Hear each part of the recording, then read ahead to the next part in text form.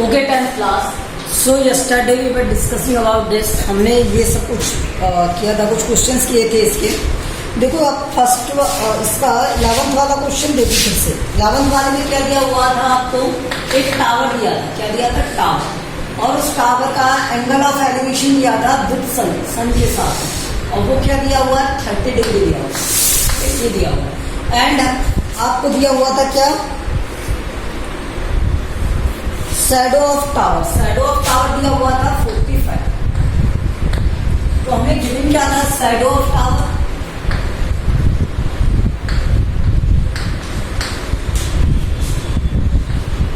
Is 45 metre, ये दिया हुआ है।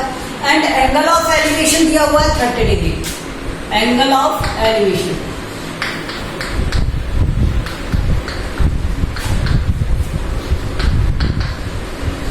With sun is 30 degree. तो देखो हम क्या जानते हैं, अगर इसकी हाइट, इसकी जो लेंथ है वो क्या हो? h हो। ठीक है, height of the tower is h।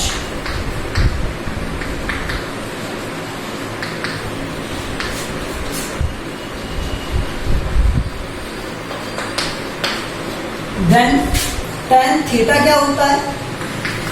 Base perpendicular upon base होता है। तो परपेंडिकुलर क्या है यहाँ पर? h, और बेस की वैल्यू क्या है यहाँ पर? 45। और ये क्या है? tan 30। सॉल्व करते हैं इसे, तो h की वैल्यू क्या आ जाएगी यहाँ से? 45 tan 30।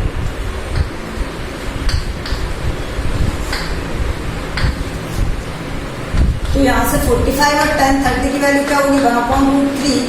इससे ऊपर नीचे √3 से अगर मैं मल्टीप्लाई कर दूं तो कोई प्रॉब्लम है कि किसी को? क्योंकि ये तो भरे। देखो ये √3 × √3 3 हो गया, और ये √3 हो जाएगा। तो यहाँ से ये कितना हो गया? 45/3 इंटू में √3। तो ये हो गया 15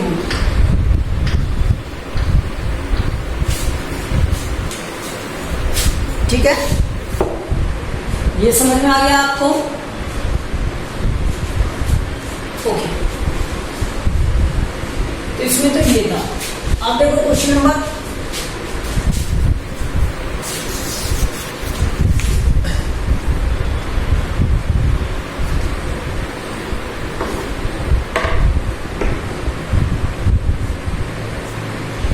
13। देखो क्वेश्चन नंबर 13 में क्या दिया हुआ है? 12th वाला में डिस्कस कर चुका था, जिसमें आपको ट्री वाला बताया था कि ट्री किस तरह से ब्रेक होता है। ठीक है, अब 13th देखो। 13 में क्या दिया हुआ है आपको? From a point on the ground which is 120 metre away. एक ऐसा पॉइंट है जो 120 metre away from the foot of the unfinished tower. एक अनफिनिश्ड टावर के फुट से 120 मीटर अवे दे रखा है आपको। ठीक है, the angle of elevation of the tower is found to be 30 degree.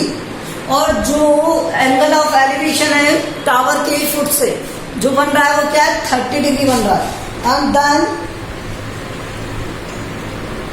The height of tower have to be increase so that the angle of elevation at the same point पर वो angle of elevation क्या बन जाए? 60 degree बन जाए। क्या बन जाए? 60 डिग्री। देख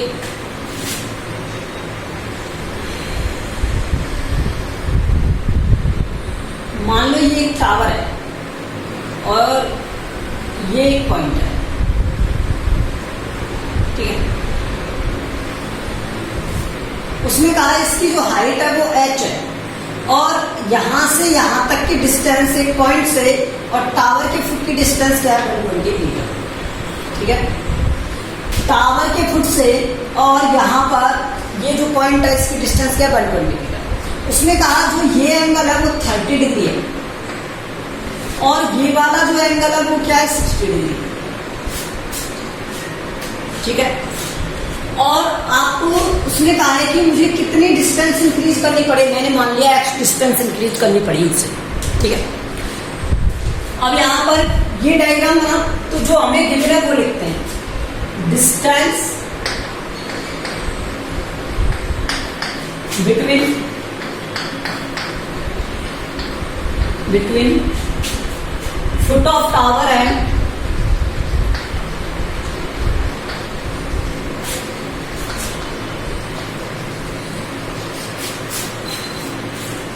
foot of tower and a point. एक पॉइंट की और फुट ऑफ टावर की डिस्टेंस क्या है? 120. ठीक है, इज 120 मीटर. तो यहां इस डिस्टेंस से अगर मैं यहां का रिलेशन फाइंड करूं तो एंगल ऑफ एलिवेशन दिया हुआ है मुझे क्या? 30 degree and 60 degree. Angle of elevation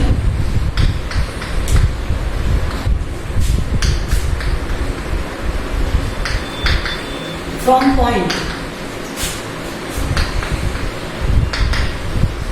कितना दिया है? 30 और 60.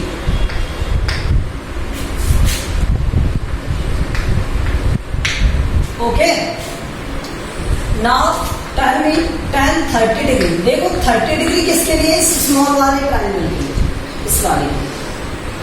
तो इसके लिए tan 30 क्या हो जाएगा? h upon 120. यहां से हम क्या जानते हैं? देखो tan थीटा इक्वल्स टू क्या होता है? p upon b. ठीक है, तो tan 30 की वैल्यू आ गई हमारे पास. कैसे? 1 अपॉन √3 होता है और ये क्या है? h upon 120. तो h इक्वल्स टू 120 अपॉन √3. अब मैं इसे सॉल्व कर सकता हूँ, नीचे √3 से मल्टीप्लाई करके. देखो इस तरह से सॉल्व कर लेते हैं, थोड़ा इजी हो जाता है. 120 इंटू में √3 अपॉन में 3, तो ये आ गया 40√3.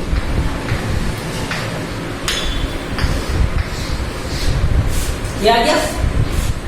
अब हमें नेक्स्ट क्या दिया हुआ है? tan 60 के लिए दिया हुआ है. तो मैं इधर कर दूं, थोड़ा इधर कर रहा हूं. ठीक है, tan 60 बड़े वाले ट्राइंगल में देखो. इसमें क्या होगा? tan 60 क्या हो जाएगा? h प्लस एक्स अपॉन में 120.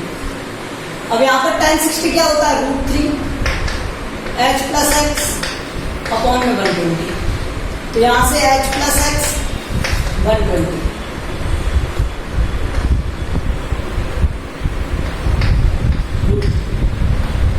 ठीक है, तो h की वैल्यू क्या दी है? 40√3 प्लस एक्स 120√3. तो x क्या हो गया? 120√3 माइनस 40√3.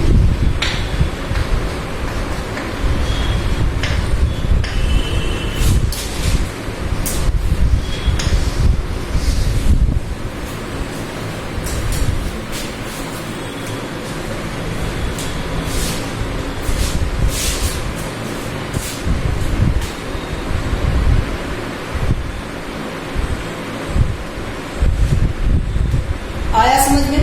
देखो एंगल ऑफ एलिवेशन दे रखे थे, टावर की हाइट दे रखी थी, यही तो पूछा था. तो उसने कहा कितना इंक्रीज करना पड़ेगा? तो मैंने माना था x इंक्रीज करना पड़ेगा. तो क्या इंक्रीज करना पड़ा? तो लिख देंगे यहां पर 80√3 मीटर. ये लास्ट लाइन लिखना है आपको. Okay, 80√3 metre is to increase.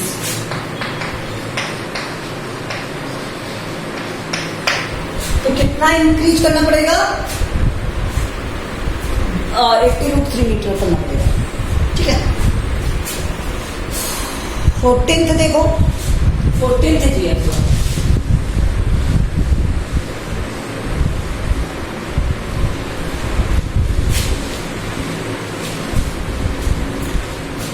14th वाले में क्या दिया हुआ है आपको?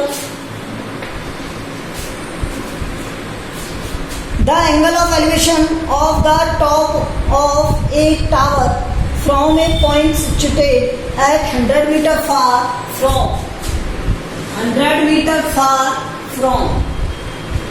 ठीक है, तो ये 100 मीटर है. ठीक है, from the foot of the tower is 30 degree और ये 30 डिग्री है. तो ये बताना है मुझे.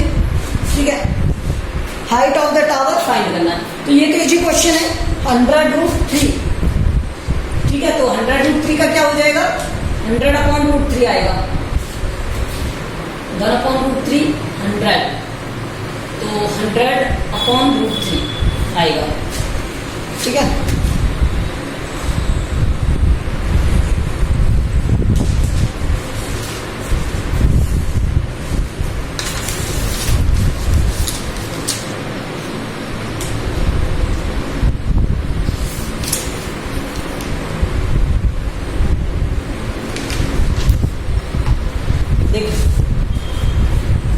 क्या करेंगे इसमें, थोड़ा सिंपलेस्ट वे में करते हैं।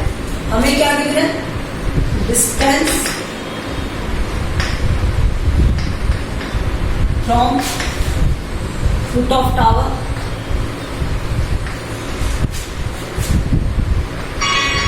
To point is 100 metre. Angle of elevation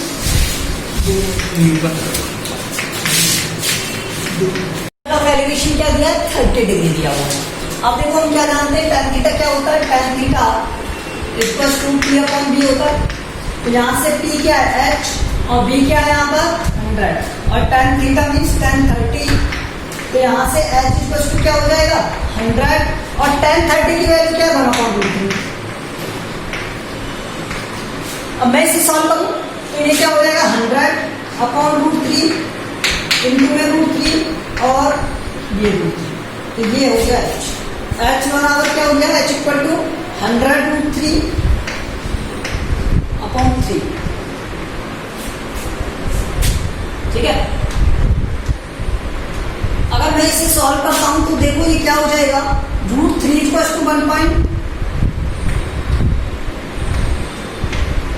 1.732 होता है, ठीक है। तो यहां से मैं इसमें वैल्यू पुट कर देता हूं इधर, H इक्वल टू क्या हो जाएगा 1.732 इंटू में 100/3, तो यहां से ये हो गया 173.2/3, डिवाइड करोगे इससे,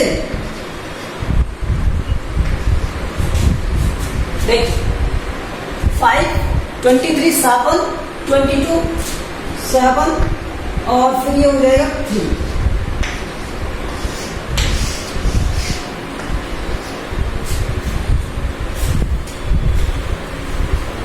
ओके।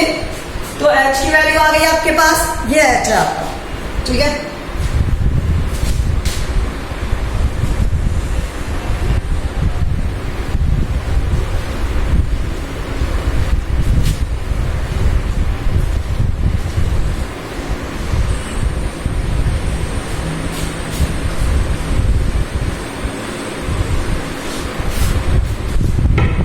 क्वेश्चन देखो, angle of elevation of the top of a plug from a point on the ground 15 degree on walking 100 meter towards the tower, ठीक है। जब हम टावर की तरफ आते हैं तो एंगल कितने डिग्री का बनता है, 15 डिग्री का बनता है, ठीक है। The angle of elevation is found to be 30 degree. देखो क्या कहा उसने कि आप यहां से देखते हो खड़े होके, तो पहले जो एंगल बन रहा था वो क्या था 15 डिग्री था, क्या था 15 डिग्री, और इस 15 डिग्री से ये जो एंगल ऑफ एलिवेशन है वो कम होकर के 30 डिग्री हो गया। लेकिन हुआ कब हुआ ऐसा, जब आप 100 मीटर वहां से आ गए, ठीक है। वॉकिंग 100 मीटर, ठीक है। मान लो ये पॉइंट ए है, ये बी है, और ये सी है, और ये डी है, ठीक है। ये एंगल पहले 15 डिग्री था और ये 30 डिग्री था, ठीक है। अब हमें क्या फाइंड करना है, हमें H फाइंड करना है। अब बताओ मुझे यही नहीं पता तो मैं H कैसे फाइंड करूंगा, तो पहले ये फाइंड करना पड़ेगा। तो देखो मैं ट्राइंगल की बात कर रहा हूँ, कौन से वाले की, ACD की,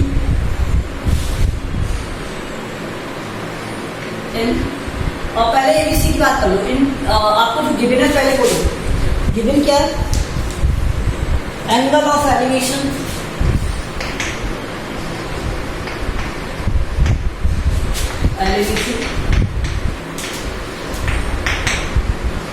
becomes 30 degree after covering from 15 degree after covering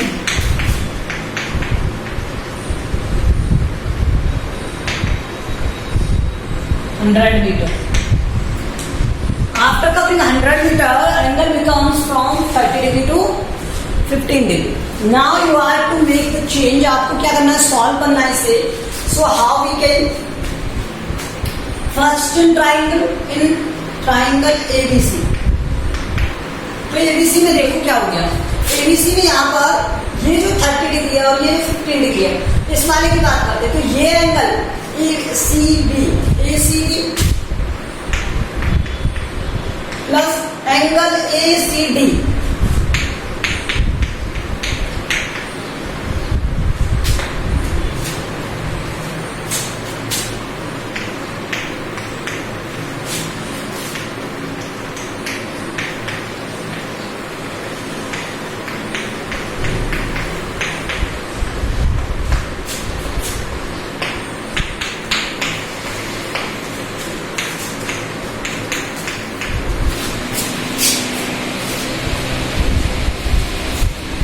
okay.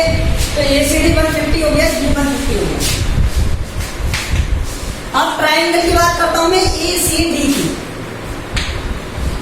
In triangle ACD इसमें देखो तो सम ऑफ ऑल एंगल्स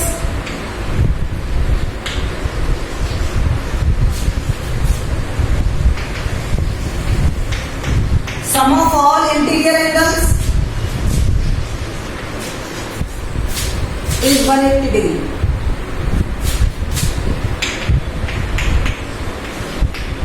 तो यहां से CAD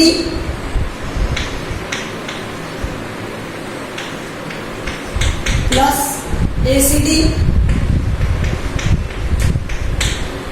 प्लस ADC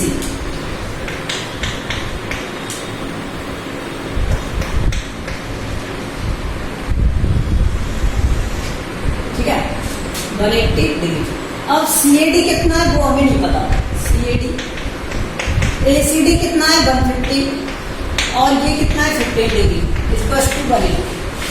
तो ये कितना हो गया देखो यहां से CAD स्पष्ट 180 माइनस 165 ये हो गया 15 डिग्री. तो CAD एंगल कितना हो गया 15 डिग्री हो गया. अब एक बात बताओ, आपको पता है ना अपोजिट साइड इक्वल होंगी अगर किसी ट्राइंगल में एंगल इक्वल हो तो. ठीक है, अगर एंगल इक्वल हो तो उनकी अपोजिट साइड भी इक्वल होंगी. If opposite angles are equal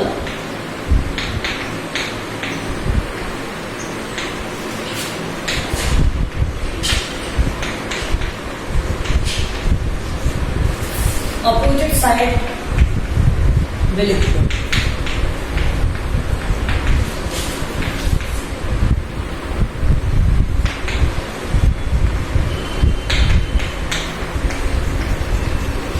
अगर किसी ट्रायंगल में दो एंगल इक्वल है तो उनके अपोजिट साइड भी क्या होंगी, इक्वल होंगी, क्योंकि वो सीधी से हो जाता है. तो ये 15 डिग्री है तो इसके अपोजिट साइड ये और इसके अपोजिट साइड ये इक्वल होंगी. इसका मीन CD इक्वल होगा किसके, AC के.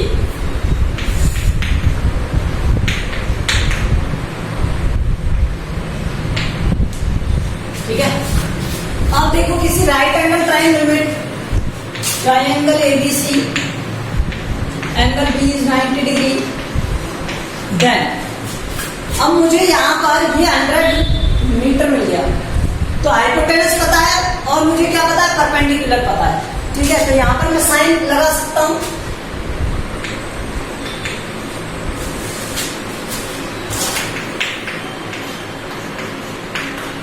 साइन. अब एंगल कितना है 30 डिग्री और परपेंडिकुलर क्या है यहाँ पर, परपेंडिकुलर बताओ मुझे हाइट और ये क्या है हाइपोटेनस, ये क्या है 100. साइन 30 कितना होता है 1/2 H 100. तो H कितना आ गया यहाँ से 100/2 50 मीटर. H कितना आ गया 50 मीटर आ गया.